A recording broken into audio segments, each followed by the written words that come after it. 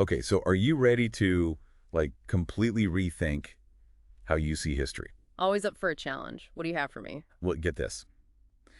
We're diving into this theory that claims for, like, a huge chunk of human history, women weren't just, equals. They were in charge. Exactly. Like calling the shots, leading the way, the whole shebang. That's a bold claim for sure. It's interesting, though. There's actually a surprising amount of evidence out there that challenges that whole traditional narrative of, men being the dominant force throughout history. And leading the charge on this is Dr. M. Seenarine in his book, Cyborgs versus the Earth Goddess.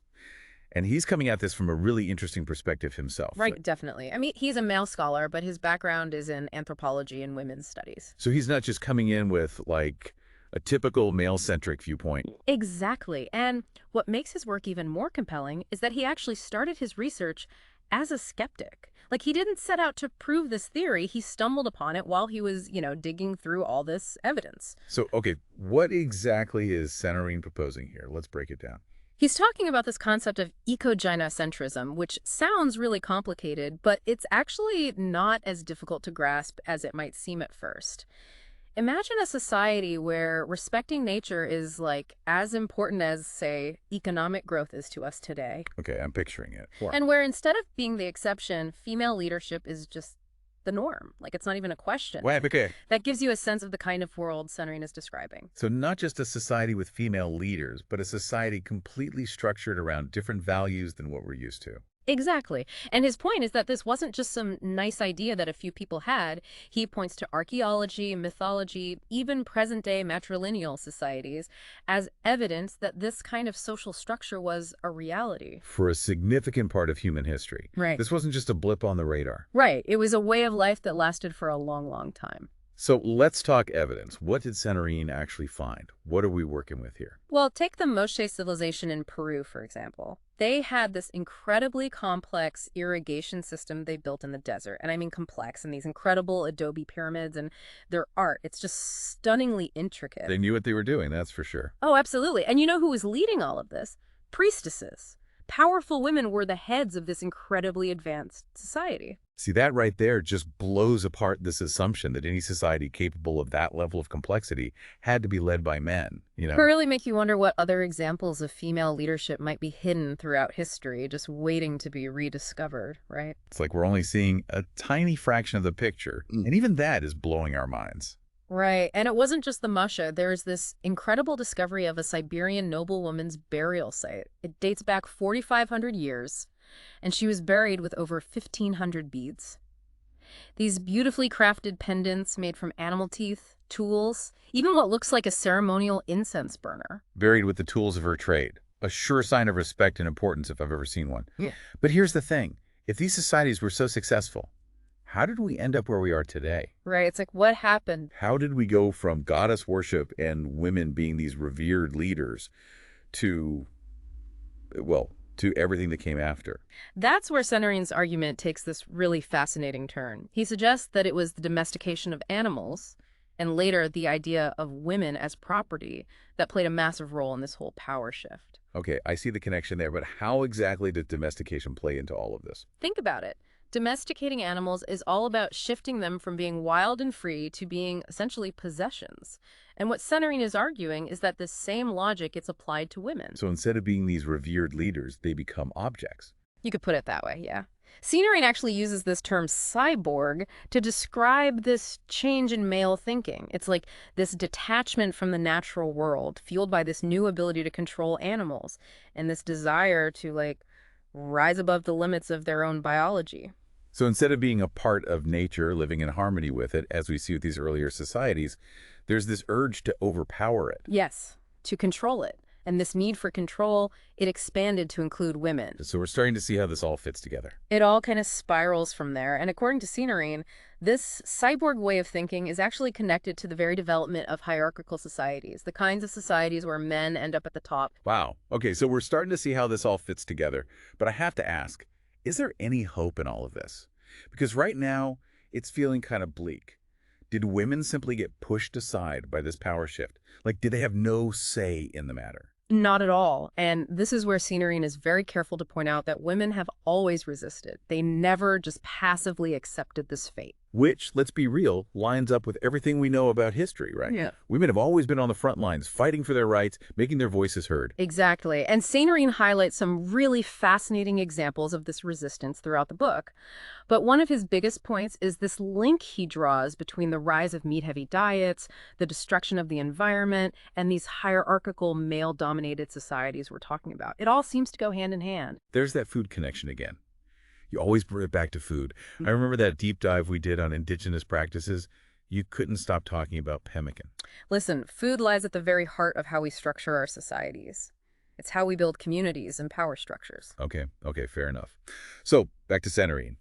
He's saying that this shift away from plant-based diets toward eating animals directly coincides with a more aggressive, domineering worldview. The same worldview that ultimately leads to the subjugation of women. You got it. Wow.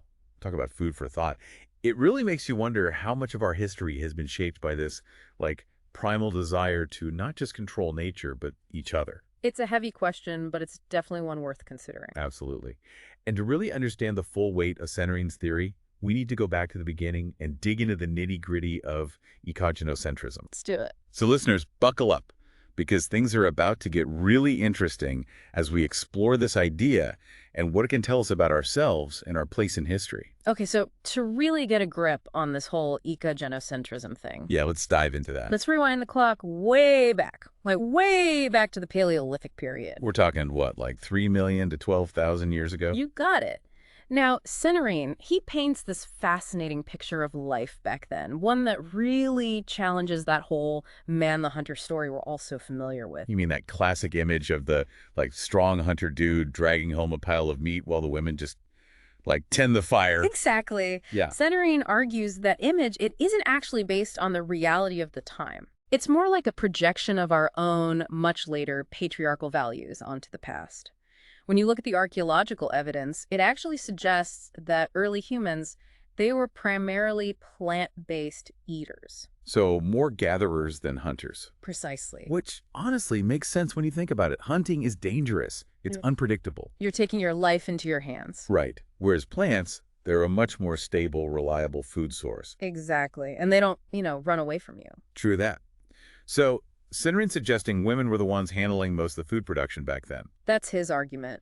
He even points to evidence suggesting that women were likely the first to actually develop the tools necessary for gathering, grinding, and storing all that food. So they were the original innovators, figuring out the practical stuff as always. You could say that. But it does make you wonder, if women were the ones in charge of keeping everyone fed, what exactly were the men doing with their time? Right. What's their role in all of this? That's the million-dollar question, and honestly, it's something that's still being debated to this day. We need more Paleolithic deep dives. We do.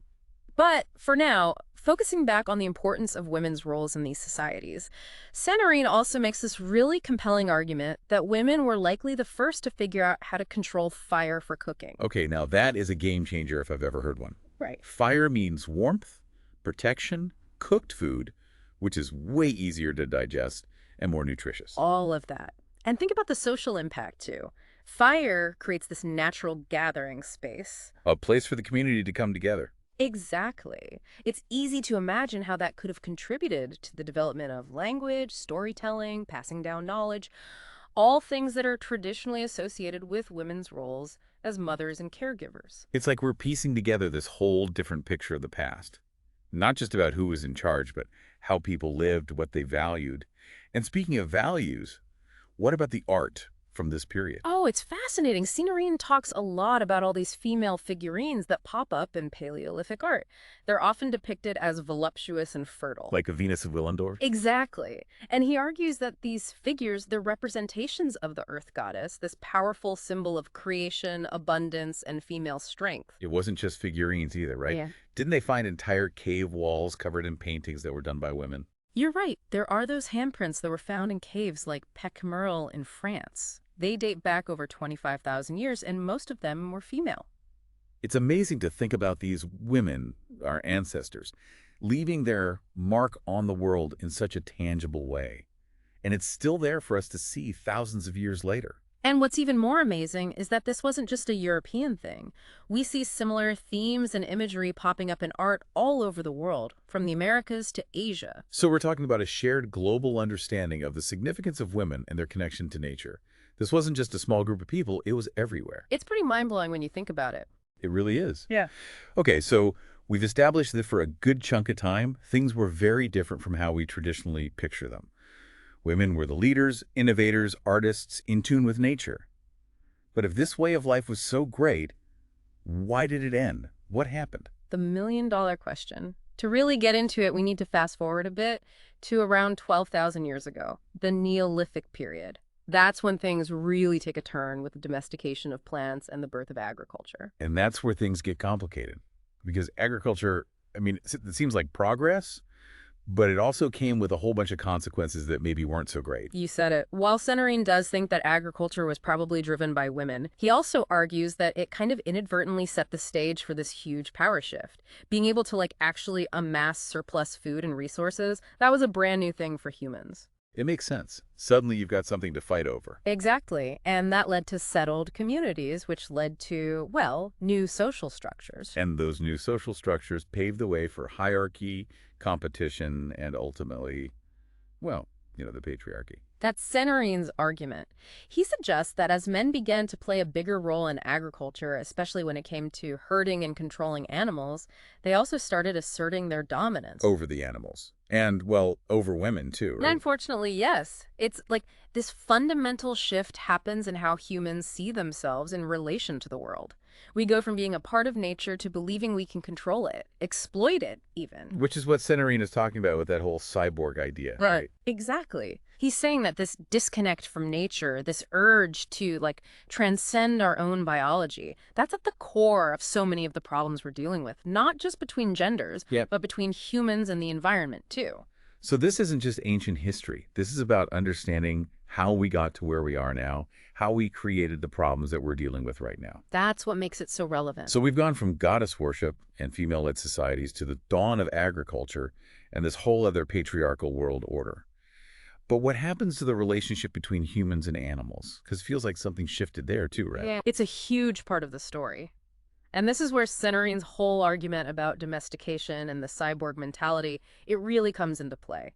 He's suggesting that as men started seeing animals as possessions, as tools for their own benefit, well, it kind of set the stage for them to start seeing women in a similar light. It's like this really dangerous parallel emerges. We can control animals, we can exploit them, so why not women? Sadly, that seems to be exactly what happened. Seenarine actually points to the emergence of animal husbandry laws in ancient Mesopotamia, some of the earliest written legal codes we have, and guess what? They basically treat women and animals as interchangeable, like they're both just forms of property. So not only are women losing their position as leaders, as spiritual guides, they're literally being equated with livestock. It's intense. It's a tough reality to face. And this shift isn't just happening on paper, in legal documents, it's reflected in the mythology and symbolism of the time, too. Okay, give me an example. Well, Seenarine makes this fascinating connection between the Greek myth of Zeus swallowing Metis, the goddess of wisdom. Right. He sees it as symbolic of this larger pattern of suppressing female knowledge and authority that was happening. Wow. So that myth, it's like a metaphor for how patriarchal societies were trying to silence women, control what they had to say. That's the idea. And it's not just the Greeks. You see similar patterns across cultures. The rise of all these male deities who are associated with warfare and conquest, the demonization of strong, independent female figures. Like Lilith. Exactly. The goddess Lilith, who represented female sexuality and freedom, she's a perfect example. These stories, they paint a very clear picture of a world that is changing, and not necessarily for the better. It's almost as if there was this deliberate attempt to rewrite history. Yeah. To erase the memory of a time when women were in charge and replace it with something that benefited men. And it's not just about erasing the past. To solidify this new order, they had to establish new systems of control. And we're not just talking about laws and social norms here. We're talking language, religion, even architecture. That's true. You think about all those massive, imposing structures that start popping up during this period. The pyramids, temples, fortresses. It's like a show of force. They were meant to inspire awe, submission.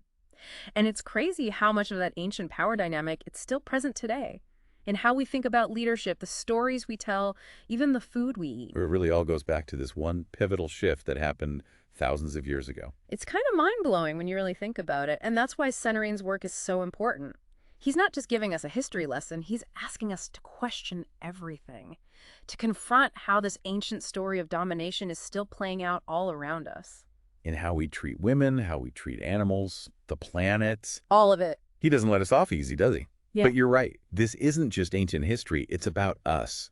It's about the choices we make every single day. So what are we supposed to do with all of this? I mean, we're facing climate change, social unrest, inequality, the old ways of doing things that are clearly not working. This is where Seenarine's call for a return to ecogynocentric principles. It offers a glimmer of hope. He's not saying we need to ditch modern life and go live in caves. Though honestly, some days that doesn't sound so bad. I hear you. But what he's advocating for is a radical shift in how we relate to nature, to each other, and to what he calls the feminine. And he sees this as essential, not just for a more just and equitable world, but for the survival of our species. Okay, so what does that look like in real life? How do we start shifting the narrative? How do we move towards a more balanced, sustainable way of being? It all starts with awareness, with That- recognizing just how deep the roots of these challenges go. And from there, it's about making conscious choices. In our own lives, our communities, the policies we support, Seenarine really emphasizes things like embracing plant-based diets, supporting women in leadership roles, and challenging oppression wherever we see it. It's not going to be easy, that's for sure. It's a challenging path, absolutely, but it's a necessary one. It really is. Well, listeners, I hope this deep dive has sparked your curiosity, challenged your assumptions, and maybe even inspired you to learn more. Be sure to check out the show notes. We'll link to Dr. Leonardine's book so you can dive in. We always love to hear your thoughts. What are your takeaways? Keep those wheels turning, keep questioning, and keep diving deep.